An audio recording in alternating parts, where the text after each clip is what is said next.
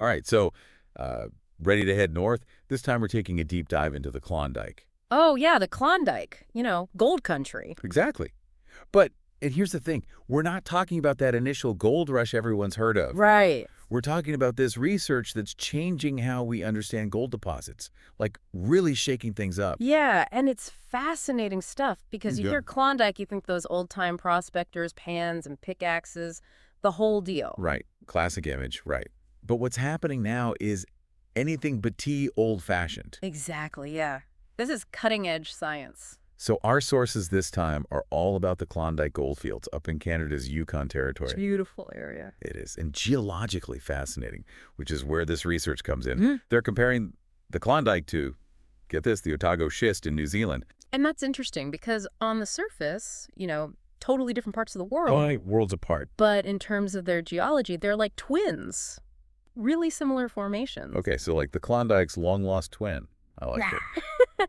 And that's important, see, because Otago, they were all about vein gold for a long time, just like the Klondike has been. Right, that's the classic image, right? Veins of gold running through the rock. Exactly. But recently in Otago, they've started finding a ton of this other kind of gold, what they call disseminated gold. Okay, now disseminated gold, that doesn't sound as, I don't know, exciting as striking a vein. Well, it should, because think of it this way. Vein gold, that's like finding a buried treasure chest, all the good stuff in one spot. Okay, I'm following. Disseminated gold. This is more like gold dust sprinkled over a whole mountainside. Oh, I see. So it's less obvious. Way less obvious. Harder to mine, but potentially way, way more of it in total. And this is what the research is suggesting might be true for the Klondike, too. That's exactly it. And it's huge because we're talking about areas that were basically written off as barren. Because everyone was so focused on the veins, they missed what was literally right under their feet. Right. And the really cool part, this research doesn't just say, hey, maybe there's more gold. They actually get into the nitty-gritty of how it's hidden. Like a treasure map for geologists? Kind of. They talk about these zones of alteration. It's all very specific, down to the minerals involved. Yeah, you sent me some excerpts about that. What was it? Spotty chlorite alteration and finely disseminated pyrite. Right, and those are basically the fingerprints you'd look for in the rock. Because in the past, finding gold on that small of a scale, it wasn't worth the effort. Yeah, too much work for a tiny amount of gold. But now with new tech, it's a whole new ballgame. That's incredible. So we've got new research, potentially tons more gold than anyone thought. This is already a wild ride, but I have a feeling it gets even more interesting, right? Oh yeah, we're just getting started. Because there's this whole other aspect to this, something you wouldn't necessarily think about with gold. Arsenic? Arsenic? Wait, like the poison? The one and only. And this is where things get really wild. Yeah. Yeah, so arsenic, it's actually a really important clue for geologists. Like, it can be a sign that gold is nearby. So we should be looking for arsenic, not running away from it. Well, in most cases, yes. It acts like a sort of pathfinder element. It points you in the right direction. Except, and here's where it gets really interesting. In the Klondike, the arsenic seems to have gone missing. Missing? Like it's just not there. Exactly. They found surprisingly low levels of it in the Klondike gold, way lower than you'd expect, especially compared to similar deposits. Huh. So no arsenic breadcrumbs to follow. What does that tell us? Well, it could mean a couple of things. It might mean the gold came from a different kind of source rock, or it could have formed through a totally different geological process. Okay, so same treasure, different origin story. Exactly. And that just adds another layer of complexity, which is, what makes this research so fascinating. It's like a gold-plated mystery, right? Yeah. And speaking of mysteries, there was this one part in the research that really threw me for a loop. Something about volcanoes. Ah, yes. You're talking about the idea that some of this Klondike gold might be linked to ancient underwater volcanoes? Underwater volcanoes, seriously. I mean, I know those exist, but how does gold even factor into that? Okay, so picture this.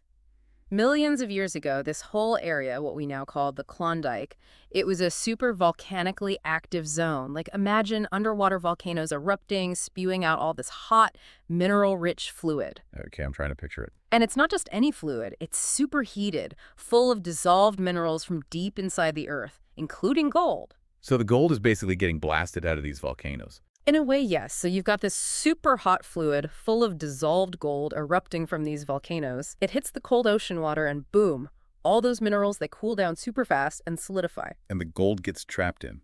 What? It forms these massive deposits on the seafloor, often mixed in with other sulfide minerals. And this is where things tie back to what we were talking about earlier. Wait, you don't mean? Yep. Pyrite. Fool's gold. It's often found in these types of deposits, and sometimes it actually traps tiny bits of real gold within its structure. Hold on. So some of the gold in the Klondike, this invisible gold we've been talking about, it could be leftovers from ancient underwater volcanoes? It's definitely a possibility, and honestly, I kind of love that idea. It's mind-blowing. It's like geological time travel. But with all this talk of volcanoes and ancient oceans, it makes you wonder, what did those original prospectors even make of all this? Oh, they had absolutely no idea. But that's what I love about geology. We can look at a place like the Klondike, a place that people have been exploring for over a century, and still uncover these incredible new details. It's like the gold rush never really ended. It just evolved. Yeah. But I have to ask, what does all this mean for the future of gold exploration? I mean, are we about to see everyone ditching their pickaxes and grabbing scuba gear? I mean, are we about to see everyone ditching their pickaxes and grabbing scuba gear? Huh. I don't know about scuba gear, but this research definitely points to a pretty big shift in how we think about finding gold. So, no more panning for nuggets in ice-cold streams. Well, there'll always be a place for that, I think. But this is more about expanding our view, looking beyond those big obvious signs. Because what you're saying is, there could be gold out there, tons of it, Yeah. that we've been walking right past for centuries. Exactly. And this research gives us the tools, the knowledge to actually go out and find it. It's like we need a whole new playbook for gold exploration, one that takes into account these hidden clues, these geological secrets. And new tools, too. We're not just talking about pickaxes and pans anymore. We're talking about things like advanced geochemical analysis, remote sensing, maybe even AI to help us make sense of all the data. So instead of that classic image of a prospector with his pan, the future of gold exploration is what? Geologists in lab coats staring at rocks under microscopes. Hey, there's still plenty of field work involved. But yeah, the lab work is becoming more and more important. It's where we tease out those subtle clues, the chemical fingerprints that tell us where the gold might be hiding. It's like a whole new gold rush. But instead of racing to stake a claim, it's a race to uncover these geological secrets. And who knows what we'll find along the way. Because this research, it's not just about gold, really. It's about pushing the boundaries of our understanding of how the Earth works. It's like we're constantly discovering that there's so much more to learn, even about something as seemingly simple as gold. And that's the beauty of it, isn't it? The constant exploration, the thrill of the unknown. It's been amazing having you on, learning about all this. Yeah. It really makes you think twice about those rocks you see just lying around. My pleasure. Always happy to talk about rocks and gold. Well, to all our listeners out there, we hope this deep dive has sparked your curiosity. Who knows, maybe it'll even inspire you to do some exploring of your own. And hey, if you stumble across any gold-laden pyrite while you're at it, well, you know who to thank. Until next time, keep your eyes peeled, your minds open, and never stop digging for knowledge.